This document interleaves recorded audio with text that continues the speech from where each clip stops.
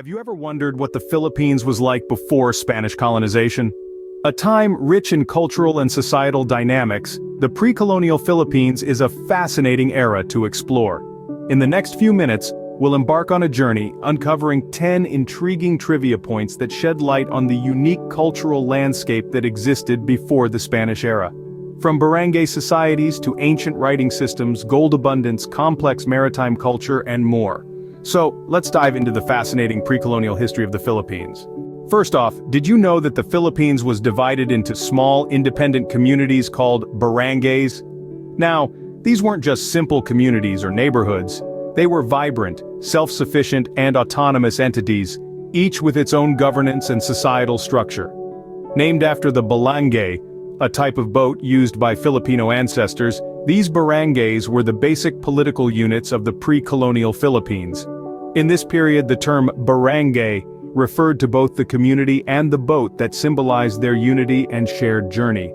Each barangay was governed by a datu or leader, who was chosen based on wisdom and bravery rather than heredity. The datu, together with the elders, made critical decisions for the entire community, reflecting a democratic spirit that predates Western influence. Every barangay was a microcosm of the larger Filipino society, each one unique yet part of the greater cultural fabric. These barangays were the building blocks of Filipino society, setting the stage for the rich cultural diversity we see today. Moving on, the pre-colonial Filipinos had their own writing system, known as Baybayin. This wasn't just any writing system, but an intricate one, an alpha-syllabary to be exact. What's an alpha-syllabary, you ask? It's a system where each character doesn't simply represent a letter, but a whole syllable. This made Baybayin a unique and efficient way of communication for the Filipino people. Primarily used by the Tagalog people, this writing system held an integral part in their cultural identity. It was more than just a tool for communication. It was a representation of their knowledge, their traditions, and their heritage. Baybayin was a testament to their intellectual prowess and their vibrant culture. Fast forward to the present, Baybayin has not been forgotten. Instead, it has become a symbol of Filipino heritage and national identity. It serves as a tangible link to the past, a reminder of the rich cultural tapestry that is woven into the fabric of the Filipino identity. Even today, Baybayin is a symbol of Filipino heritage and national identity. Now let's talk about gold. Yes, you heard it right. The Philippines was known for its abundance of gold. This wasn't just a touch of gold here and there, but a veritable treasure trove that permeated the islands.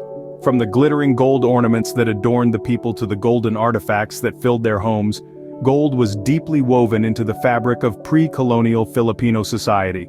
It was a symbol of wealth, power, and prestige, and it played a vital role in their cultural and economic dynamics. The abundance of gold was so remarkable that it captured the attention of early Spanish explorers. They marveled at the sight of the Filipinos, adorned in gold, living in a land where this precious metal was as common as the sand beneath their feet. This awe-inspiring abundance led them to name the islands Islas del Oro, which translates to Islands of Gold. The early Spanish explorers were so impressed by the gold that they named the islands Islas del Oro, or Islands of Gold. Next up, the Filipinos were skilled navigators and boat builders. In the pre-colonial era, the maritime culture in the Philippines was far from simple. Filipinos had mastered the art of boat building, creating vessels known as barangay boats. These boats weren't your average seafaring vessels, they were a testament to the advanced craftsmanship and navigational prowess of the Filipino people. Barangay boats were more than just a means of transportation. They were a symbol of unity and cooperation. Each boat was meticulously crafted, reflecting the community's collective effort and common goal. They were built to withstand the challenges of the sea, enabling Filipinos to navigate vast distances and connect with neighboring regions. Trade and cultural exchange were vital aspects of the Filipino lifestyle, and the barangay boats played a significant role in this. They facilitated the transport of goods and people across seas, fostering relationships with other regions. Their advanced maritime culture allowed them to establish extensive trade networks and connections with other regions. Now, let's talk about a unique aspect of pre-colonial Filipino culture: tattooing. Tattooing wasn't just a form of self-expression or a way to decorate one's body. It was an intricate practice deeply embedded in the societal fabric of pre-colonial Philippines. Certain ethnic groups, particularly the Visayans, were known to be heavily tattooed. These tattoos, or batak, weren't merely for aesthetics. They were a visual language, a way to communicate one's identity, status, and achievements. Each tattoo was a badge of honor, a testament to the wearer's courage in battle or their skill in some craft. Tattoos also served as an indication of one's tribe or community. Intricate patterns, unique symbols, and varying designs were used to differentiate between the myriad of tribes that resided in the archipelago. In essence, the tattoos worn by the people of pre-colonial Philippines were a walking testament to their life's journey. These tattoos were more than just body art, they held deep cultural significance and told stories of rank, accomplishments, and tribal affiliations. Moving on, let's explore the remarkable engineering feat of the Banaue Rice Terraces. Nestled in the heart of northern Luzon, these terraces are a testament to the ingenuity and industriousness of the Ifugao people. Carved into the mountainside, these terraces were painstakingly constructed by hand over 2,000 years ago. But the terraces are more than just a stunning landscape. They represent an early form of agricultural engineering. The Ifugaos developed a complex irrigation system, channeling water from the mountaintops down to the rice fields. The terrace's design also mitigates soil erosion, a common problem in hillside agriculture. These terraces aren't just a source of sustenance, but a symbol of the Ifugao people's harmonious relationship with the natural environment. Their ability to transform rugged terrain into fertile fields is a testament to their resilience and adaptability. The Banaue Rice Terraces are often referred to as the eighth wonder of the world, and rightly so. Now, let's delve into a somewhat darker aspect of pre-colonial Filipino culture: headhunting. In the highlands of the Cordillera region, certain ethnic groups practiced headhunting, but before you recoil in horror, it's important to understand the context. This was not a practice born out of aggression or war. Rather, it was a ritual and ceremonial practice deeply ingrained in their culture.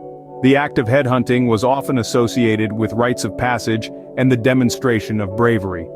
The heads once taken were not treated with disrespect. Instead, they were venerated and were considered to bring good luck and protection to the community. The act of headhunting was also believed to appease the spirits and maintain a harmonious relationship with the spiritual world. So, as gruesome as it may sound, headhunting held a significant place in the cultural fabric of these groups. While headhunting might sound brutal to our modern sensibilities, it was a ritual and ceremonial practice in the pre-colonial Filipino culture. Next up, we have the fascinating world of animism and spirituality.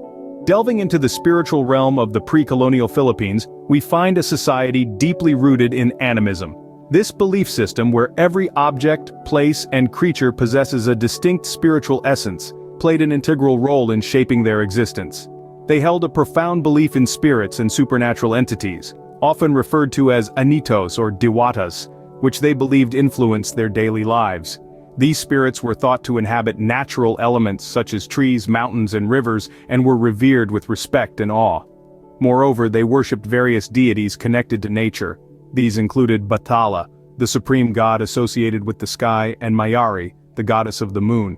These deities were not distant entities, but were intimately involved in the affairs of humans, hence the need for rituals and offerings to appease them and ensure harmony in their lives. These beliefs shaped the worldview of the pre-colonial Filipinos, deeply influencing their customs and way of life. Now let's talk about the vibrant trade relationships that the Philippines had with neighboring countries. In the pre-colonial era, the Philippines wasn't an isolated island nation, far from it. They were active participants in a bustling trade network that extended across Asia. This network included countries like China, Japan, India, and what is now known as Indonesia and Malaysia. Evidence of these relationships can be found in various artifacts unearthed throughout the Philippines. These artifacts, ranging from pottery to jewelry, often bear the distinctive styles and techniques of their origin countries, providing a tangible link to these ancient trade partners. But this exchange wasn't just about goods. It was also about ideas, cultures, and technologies. Each interaction, each exchange, contributed to the tapestry of the pre-colonial Filipino culture, shaping it into the rich and diverse society that it was. These trade relationships contributed to the cultural richness and diversity of the pre-colonial Philippines. Last but not least, let's explore the role of women in pre-colonial Philippine society. Women held a unique and respected position during this era. They were not confined to the domestic sphere, but instead held high positions in their communities. They were leaders, healers, and even warriors, demonstrating courage and strength that was widely recognized and revered. These women were not just symbols but active participants in decision-making, conflict resolution, and spiritual practices. Their voices mattered, and their roles were integral to the functioning of their societies. They held a level of authority and autonomy that was, at the time, quite rare and unique. In addition, women enjoyed a level of equality that was considerably progressive for the era. They were not just respected, but also valued as equals, showcasing a societal structure that was far ahead of its time. The status of women in pre-colonial Philippine society was indeed ahead of its time, showcasing a level of gender equality that was rare in other parts of the world. So, there you have it. 10 intriguing trivia points about the pre-colonial Philippines. From the independent barangay societies and the unique Baybayin writing system, to the abundant gold resources and complex maritime culture. We've delved into the tattooing practices, the remarkable Banaue Rice Terraces, and the ritualistic headhunting practices. We've examined the animistic spirituality, vibrant trade networks, and the empowering roles of women. Each of these trivia points opens a window into the lives, beliefs, and practices of the Filipino people during the fascinating pre-colonial period.